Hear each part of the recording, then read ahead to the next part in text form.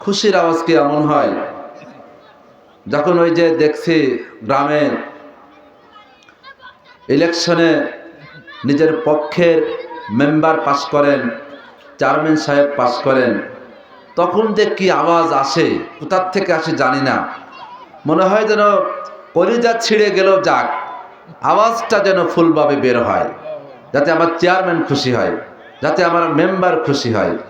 আপনারা বলেন, চেয়ারম্যান এবং মেম্বার সাহেবকে খুশি করার জন্য যদি কলিজার তার ছিঁড়া আওয়াজটা আপনি দিতে পারেন, আর যিনি আপনাকে আওয়াজ দিয়েছেন, যিনি আপনাকে দুনিয়ার ময়দানে সুস্থ রেখেছেন, দুনিয়ার ময়দানে আপনাকে পাঠিয়েছেন, যিনি আপনার সার্বিক ব্যবস্থা করেছেন, ওই আল্লাহর জন্য আওয়াজ দেওয়া যাবে না? যাবে না? জোরে বলুন, যাবে না? যাবে না? তাহলে আল্লাহর জন্য আওয়াজ দিবেন। আজকে যে আমরা এই মাহফিলে আসতে পেরেছি, এই জন্য খুশি হয়েছেন কে? সকলে আওয়াজ দেবেন, খুশি হয়েছেন কে? আর বেজার হয়েছে কে? শয়তান বেজার হয়েছে, কারণ সে মনে মনে চিন্তা করতেছে, এতদিন ধরে এই গ্রামের লোকদেরকে বোঝাইলাম যে তাফসির মাহফিল দিও না, কোরআনের মাহফিল দিও না, কোরআনুল কারীমের মাহফিল দিলেই মানুষ সব রাজাকারদের কাতারে চলে যাবে, তোমরা সব রাজাকার হয়ে যাবা। এত বলা আর বোঝানোর পরেও এই মানুষগুলি আমার কথা শুনল না। আজকে তারা সত্যি সত্যি মাহফিল তো দিল, এরপরে মাহফিলের প্যান্ডেলে গিয়েও বসলো। জোরে বলুন ঠিক কিনা? এই জন্য শয়তান চরম বেজার হয়েছে। শয়তানকে বেজার করতে পারায় আপনারা খুশি না বেজার? তাহলে একটা হাত তুলে দেখান তো, কে কে বেজার? আপনারা বুঝতে পারেন নাই। তাহলে শয়তানকে বেজার করতে পারায় আপনারা খুশি। জোরে বলুন ঠিক কিনা? আসলে এটা হলো মুসলমানদের পরিচয়। যারা শয়তানকে নারাজ করতে সক্ষম হয়, যারা শয়তানকে আউযুবিল্লাহ পড়ে তাড়াতে সক্ষম হয়, মহান আল্লাহ পাক রব্বুল আলামিনের দিন বোঝার জন্য, মহান আল্লাহ পাক রব্বুল আলামিনকে খুশি করার জন্য যারা দল মত নির্বিশেষে মহান আল্লাহ পাক রব্বুল আলামিনের কাছে আত্মসমর্পণ করে, এরাই হলো মহান আল্লাহ তাআলার খালেস বান্দা। জোরে বলুন ঠিক কিনা? আমার বন্ধুরা, আপনারা একটু আওয়াজ দিবেন। আমি একটু আওয়াজ পছন্দ করি, আপনারা দিতে পারবেন না? আরে আমাদেরকে তো আওয়াজ দিয়েছেন মহান আল্লাহ পাক রব্বুল আলামিন, আওয়াজটা আল্লাহ তাআলার পক্ষে ছাড়ার জন্য। কিন্তু আমরা অনেক সময় আল্লাহ তাআলার বিপক্ষে আওয়াজ ছেড়েছি। অনেক সময় মহান আল্লাহ পাক রব্বুল আলামিনকে নারাজ করে, নবী মুহাম্মদ সাল্লাল্লাহু আলাইহি ওয়াসাল্লামকে নারাজ করে দুনিয়াবাসীকে খুশি করার জন্য কতবার আওয়াজ ছেড়েছি। জোরে বলুন ঠিক কিনা? আজকে আমরা শয়তান এবং শয়তানের মুরিদদেরকে এবং শয়তানের মুরিদদেরকে নারাজ করে আল্লাহ পাক রব্বুল আলামিনকে খুশি করতে চাই। জোরে বলুন ঠিক কিনা? মহান আল্লাহ পাক রব্বুল আলামিন আমাদের জীবনের প্রত্যেকটা মুহূর্তের ভুল ত্রুটিকে ক্ষমা করে দিয়ে আজকের কোরআনুল কারীমের মাহফিলের সময় দেওয়ার বরকতে আমাদেরকে আল্লাহ তাআলা জান্নাতুল ফিরদাউসের মেহমান হিসেবে কবুল করে নেবেন। জোরে বলুন ঠিক কিনা? সম্মানিত উপস্থিতি, এ ধরনের মাহফিলে আসলে শয়তান বেজার হয়, কিন্তু এটা জান্নাতের বাগান। জোরে বলুন তো, কিসের বাগান? জান্নাতের বাগান। আর জান্নাতের বাগানে তো তারাই আসে যারা জান্নাত চায়। জোরে বলুন ঠিক কিনা? জান্নাতের বাগানে তো তারাই আসে যাদের জান্নাতের প্রয়োজন। কিসের প্রয়োজন? দেখবেন বাজারের দিনে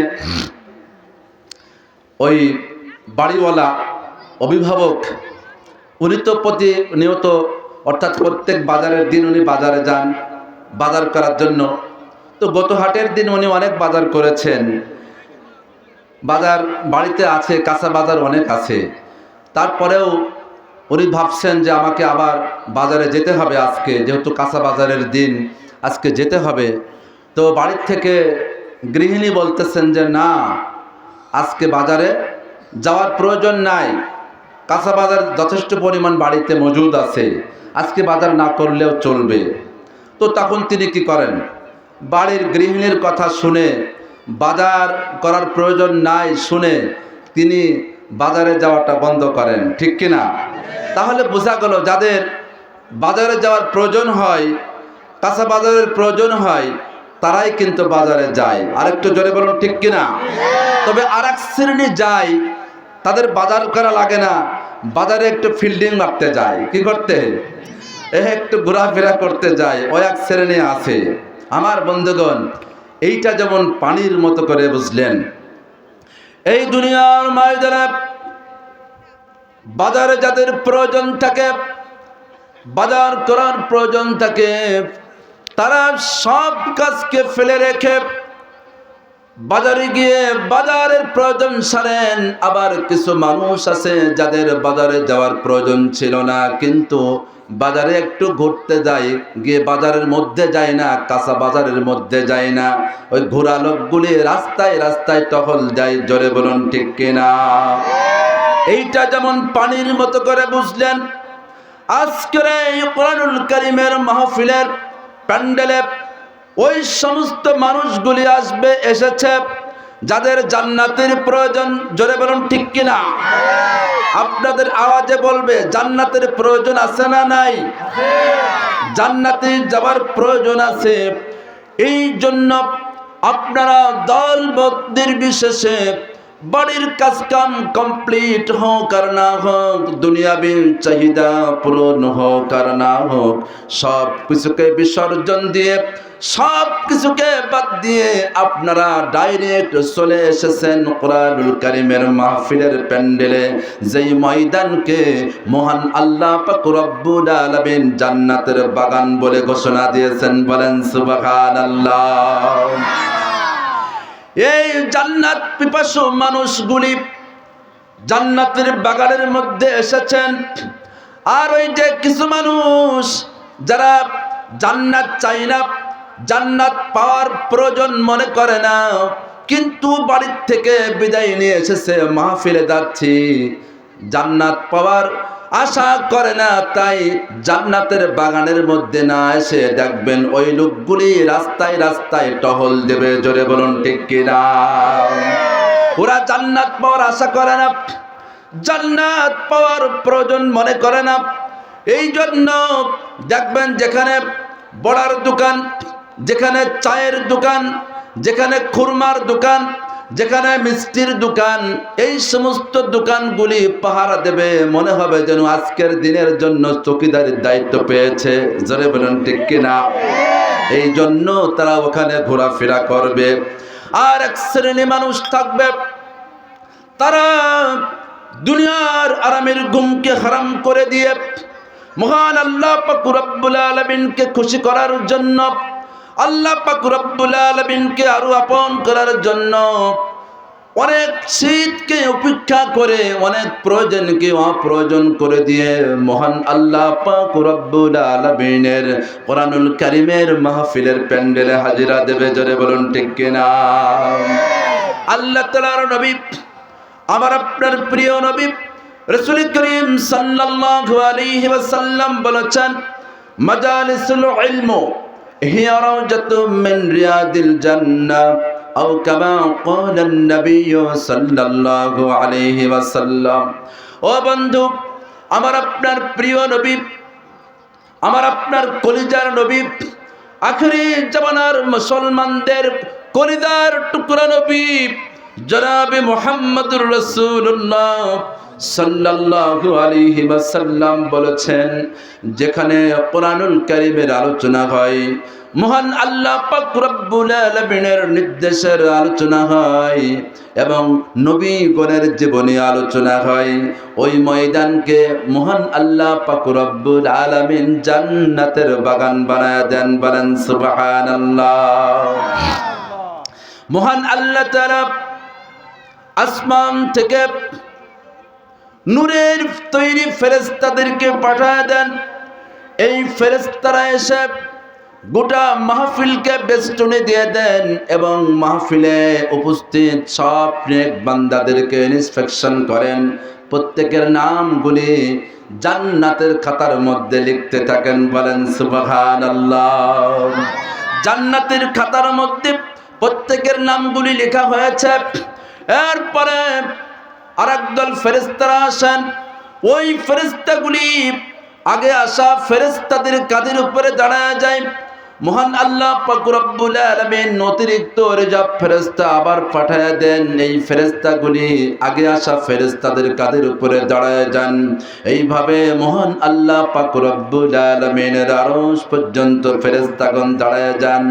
আল্লাহ পাক রব্বুল আলামিন ফেরেশতাদেরকে জিজ্ঞেস করেন, বলো বলো দুনিয়ার খবর বলো, আমার বান্দা বান্দীদের খবর বলো। ফেরেশতাগণ বলবেন, ও আল্লাহ, तमाम দুনিয়া তন্ন তন্ন করে ঘুরলাম, সব জায়গায় দৌড়ালাম, দৌড়ায়া দৌড়ায়া দেখলাম দুনিয়ার মানুষগুলি দুনিয়ার কাজে ব্যস্ত, দুনিয়ার মানুষগুলি দুনিয়ার কাজের মধ্যে মশগুল হয়ে আছে। কিন্তু রব্বুল আলামিন ওই বকশীপুর মাদ্রাসার মাঠে কিছু বান্দাদেরকে দেখলাম, কিছু বান্দীদেরকে দেখলাম, ওরা পাগল পরা হয়ে দৌড়ে এসেছে। আর অন্য বান্দা বান্দিরা রাস্তাঘাটে দৌড়ায়, বাড়ি ঘরে বসে বসে তারা সময় কাটায়। কিন্তু কিছু বান্দাগণ তারা পাগল পারা হয়ে কোরআনুল কারীমের মাহফিলের প্যান্ডেলে হাজিরা দিয়েছে। বলেন সুবহানাল্লাহ। আল্লাহ তাআলা বলেন, ফেরেশতারা ওদের কোনো কাজ কাম নাই, ওদের কোনো বাড়ি ঘরে কোনো প্রয়োজন নাই, ওদের কি ঘুমের প্রয়োজন নাই, বিশ্রামের প্রয়োজন নাই। এই বান্দাগুলি দুনিয়ার আরাম আয়েশকে পরিত্যাগ করে, দুনিয়ার সব দায়িত্বগুলি পরিহার করে কুরআনুল কারীমের মাহফিলের প্যান্ডেলে হাজিরা দিয়েছে। ওদের কি কোনো প্রয়োজন নাই। আল্লাহ পাক রব্বুল আলামিনের নূরের তৈরি ফেরেশতারা বলেন, রব্বুল আলামিন এই বান্দাগুলি দুনিয়ার ময়দানে অনেক দায়িত্ব বহন করে, অনেক দায়িত্ব তাদের আছে, কিন্তু ওই সমস্ত দুনিয়াবি দায়িত্বকে তুচ্ছ মনে করে, ওই সমস্ত দায়িত্বগুলি ছোট মনে করে ছেড়ে দিয়ে আল্লাহ তোমাকে পাবার জন্য, জান্নাতের মেহমান হওয়ার জন্য, গুনাহমুক্ত জীবন গড়ার জন্য কোরআনুল কারীমের মাহফিলের প্যান্ডেলে হাজিরা দিয়েছেন। বলেন সুবহানাল্লাহ। আল্লাহ তাআলা বলেন, ফেরেশতারা এরা জান্নাতকে দেখেছে নাকি? বলে জান্নাত তো দেখে নাই। জান্নাত দেখে নাই, তাহলে জান্নাত পাওয়ার জন্য, জান্নাতের মেহমান হওয়ার এত শখ হলো, এরপরে তারা কি জাহান্নামকে দেখছে নাকি? আল্লাহ তাআলার প্রশ্নের জবাবে ফেরেশতাগণ বলেন, না না, জাহান্নামকেও তারা দেখে নাই। জোরে বলুন ঠিক কিনা?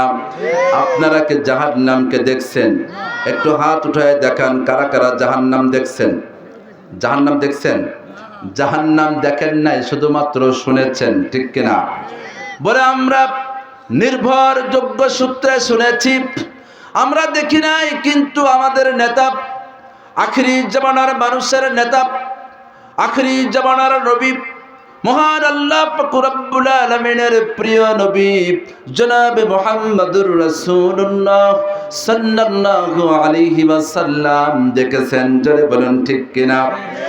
একদিকে লক্ষ কোটি মানুষ যদি কিছু বলে একটার পক্ষে, আর বিশ্বনবী যদি ওইটার বিপক্ষে বলে, আপনি কোনটা মানবেন? নবীজিরটাই মানবেন, ঠিক কিনা? তো আমরা দেখি নাই, কিন্তু আমাদের নেতা দেখেছেন, আমাদের নবী দেখেছেন জান্নাত এবং জাহান্নাম। এত নির্ভর সূত্র, এত নির্ভরযোগ্য হিসাব নিকাশ নবীজি আমাদেরকে জানাইছেন। এই জন্য জান্নাত না দেখলেও জান্নাতে আমরা যাইতে চাই, জান্নাতের নাজ নিয়ামত আমরা পাইতে চাই। জোরে বলুন ঠিক কিনা?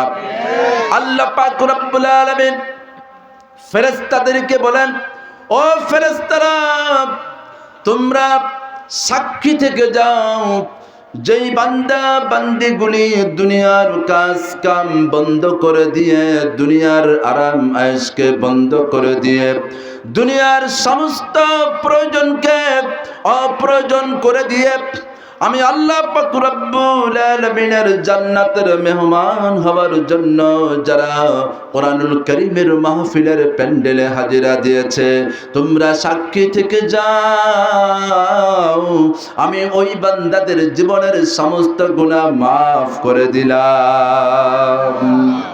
সুবহানাল্লাহ। এই জন্যই তো কোরআনুল কারীমের মাহফিলে আসতে হয়, এই জন্যই তো আলেম উলামাগণের সহবতে আসতে হয়। আলেম উলামাগণের সহবতে এসে কোরআনুল কারীমের আলোচনা শুনলে, কোরআনুল কারীমের নির্দেশগুলি জানলে মানলে জীবনের সমস্ত গুনাহ মহান আল্লাহ তাআলা ক্ষমা করে দেন। জোরে বলুন ঠিক কিনা? আমার বন্ধুগণ, এই জন্যই সাহাবা কিরাম নবীজির কাছে আসতেন, নবীকে মুহাব্বত করতেন, বেশি ভালোবাসতেন। আল্লাহ তাআলার নবী বললেন, লা ইউমিনু আহাদুকুম হাত্তা আকুনা আহাব্বা ইলাইহি মিন ওয়ালিদিহি ওয়া ওয়ালাদিহি ওয়ান নাসি আজমাইন। আল্লাহ পাক রব্বুল আলামিনের নবী, আমার আপনার প্রিয় নবী রাসূল করিম সাল্লাল্লাহু আলাইহি ওয়াসাল্লাম বললেন, তোমরা ততক্ষণ পর্যন্ত মুমিন হতে পারবে না যতক্ষণ পর্যন্ত মহান আল্লাহ পাক রব্বুল আলামিনের নবীকে তোমরা সব থেকে বেশি প্রিয় মনে না করতে পারবে। বলে সেইটা কেমন?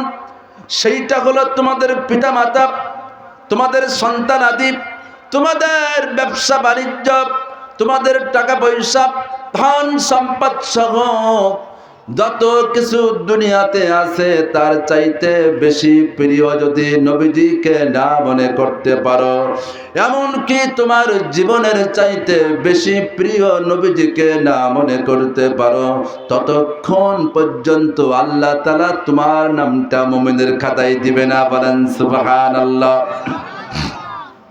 এই বয়ান শুনে বিশ্বনবীর একজন জলিলুল কদর সাহাবী সাইয়েদনা হযরত ওমর রাদিয়াল্লাহু তাআলা আনহু নবীজিকে বললেন, ইয়া রাসূলুল্লাহ, ইয়া হাবিবাল্লাহ, আমি আপনাকে ভালোবাসি। আমি আপনাকে কি করি? আমি আপনাকে ভালোবাসি। এটা ইসলামের নিয়ম। যদি কোনো মানুষকে ভালোবাসে তাহলে তাকে জানাবে আমি আল্লাহর রাস্তায় আপনাকে ভালোবাসি, আমি আপনাকে মুহাব্বত করি, এটা তাকে জানাবে। বলেন সুবহানাল্লাহ। আমার বন্ধুগণ, বিশ্বনবী জনাবে মুহাম্মদুর রাসূলুল্লাহ সাল্লাল্লাহু আলাইহি ওয়াসাল্লামকে হযরত ওমর রাদিয়াল্লাহু তাআলা আনহু জানিয়ে দিলেন, ও নবী, আমি আপনাকে ভালোবাসি। বিশ্বনবী বললেন, তুমি কেমন ভালোবাসো? তুমি কি তোমার জীবনের চাইতে আমি নবীকে ভালোবাসো? হযরত ওমর রাদিয়াল্লাহু তাআলা আনহু চুপ থাকলেন, কিছুক্ষণ চুপ থাকলেন। চুপ থেকে বিশ্বনবীর কাছে হযরত ওমর বললেন, না না, আমি আপনাকে ভালোবাসি, তবে আমার জীবনের চাইতে না।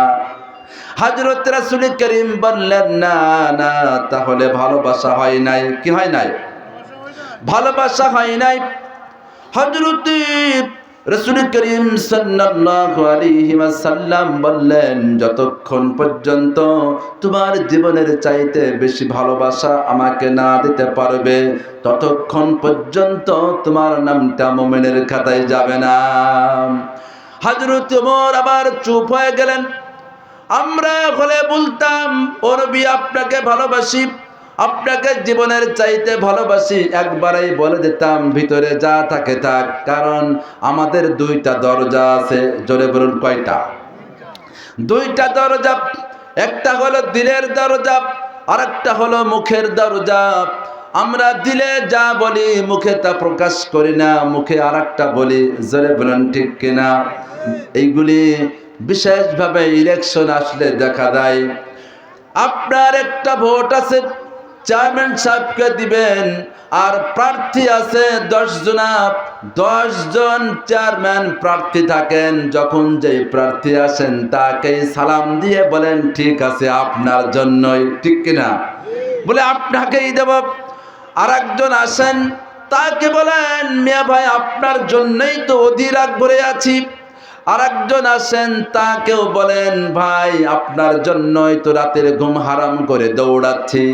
আবার আরেকজন আসলে তখন তাকেও বলেন আপনার ছাড়া এই এলাকায় আর কেউ ভোট পাবে না।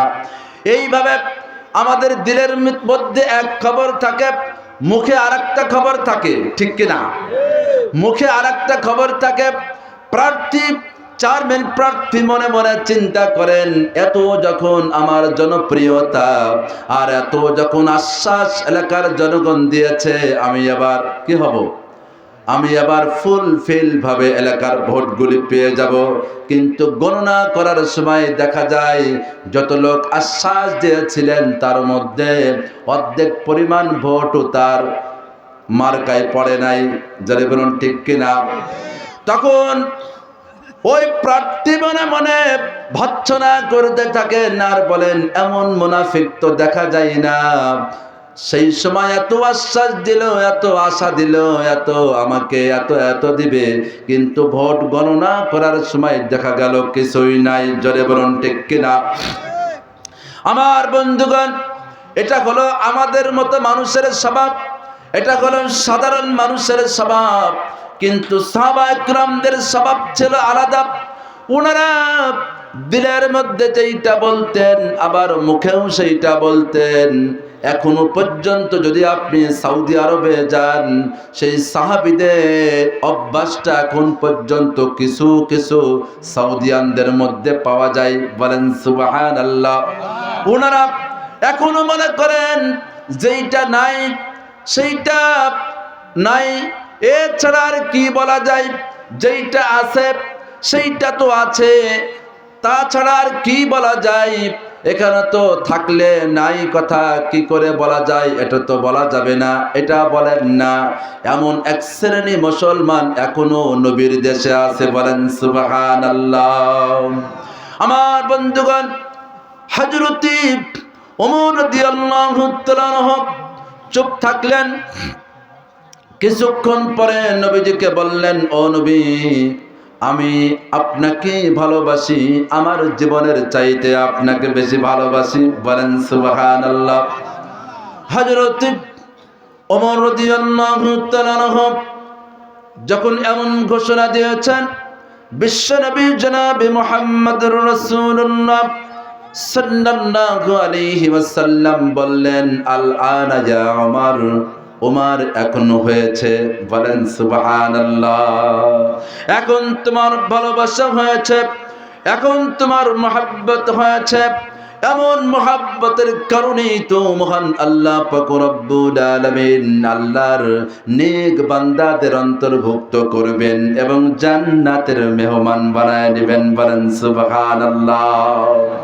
সাহাবায়ে কেরাম নিজের জীবন দিয়ে নবীজিকে বেশি ভালোবাসি প্রমাণ করে দিয়েছেন। মাল সম্পদ সব নবীজির কদম মুবারকে জমা করে দিয়ে নবীজিকে ভালোবাসি প্রমাণ করে দিয়েছেন। স্ত্রী পুত্র পরিজনকে দিনের জন্য দান করে দিয়ে মহান আল্লাহ পাক রব্বুল আলামিনের রাস্তায় ছেড়ে দিয়ে নবীজিকে বেশি ভালোবাসি তা প্রমাণ করে দিয়েছেন। আমরা শুধু মুখে মুখে নবীজিকে ভালোবাসি, মুখে মুখে আল্লাহ তাআলাকে মানি, কিন্তু আমাদের আমলের মধ্যে মহান আল্লাহ তাআলার নির্দেশকৃত কোনো আমল নাই। আমাদের কথার মধ্যে নবীজির রেখে যাওয়া আদর্শের কোনো কথা নাই। আমরা যখন একজন মুসলমানকে দেখি তখন বলি, ভাই কোথায় কোথায় যাও, চাচা কোথায় যাচ্ছেন, ও দাদা কোথায় যাও। কিন্তু নবীজি বলতেছেন, না না, এইভাবে তুমি কথা বলতে পারো না। যখন কোনো মুসলমানের সঙ্গে দেখা হবে, কোনো মুসলমান যখন মুসলমানের সঙ্গে কথা হবে, আগে মুসলমান সালাম দিবে, আসসালামু ক্বাবলাল কালাম, মুসলমান মুসলমানকে সালাম দিবে, এরপরে তার বক্তব্য পেশ করবে, তার কথাগুলি বলবে। বলেন সুবহানাল্লাহ।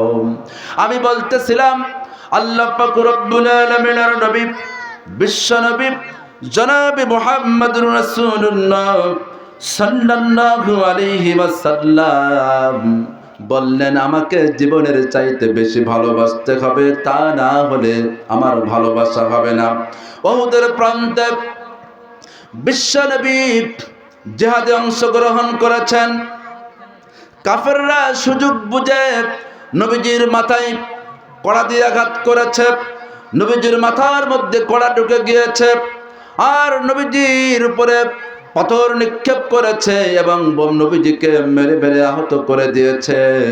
নবীজি চরম পরম ব্যথায় ব্যথিত হয়ে নবীজি মাটিতে লুটিয়ে পড়েছেন, আর চতুর্দিকে ছড়িয়ে গেল কুতিলা মুহাম্মদ, মুহাম্মদ নাই রে, মুহাম্মদ চিরবিদায়।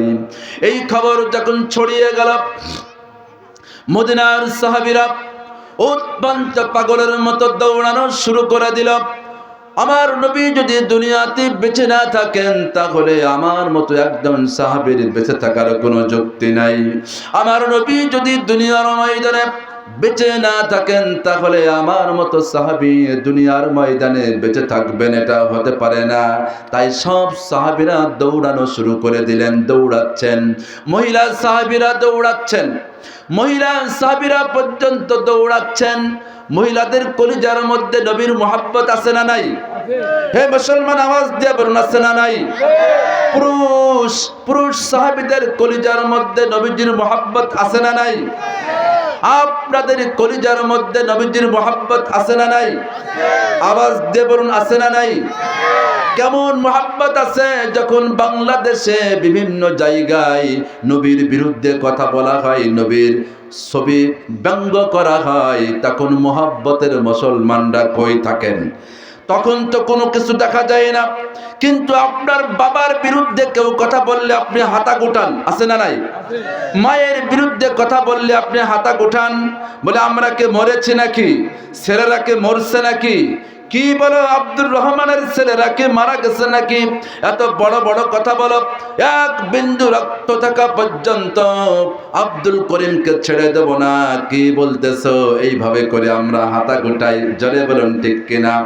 কিন্তু যখন নবীর বিরুদ্ধে কথা বলা হয়, নবীর ছবি ব্যঙ্গ করা হয়, এরপরে আজানের আওয়াজকে বেশ্যার আওয়াজ বলা হয়, এরপরে হজ নিয়ে যাকাত নিয়ে যখন তাচ্ছিল্য করা হয়, তখন এই সমস্ত মুহাব্বতের মুসলমানরা কই থাকেন? কোনো আওয়াজ তো পাওয়া যায় না। জোরে বলুন ঠিক কিনা? বলে হুজুর, তখন তো আওয়াজ দিতে পারি নাই, আজ থেকে আওয়াজ দেব, ঠিক কিনা? আজ থেকে তৈরি হয়ে যাব, নারায়ে তাকবীর। এই আওয়াজে কোনদিন কাফেরদের পিলে কাঁপে? কথা হইল, এই আওয়াজে তো একটা শিশু বাচ্চার ভূমি ভাঙবে না, ঠিক কিনা?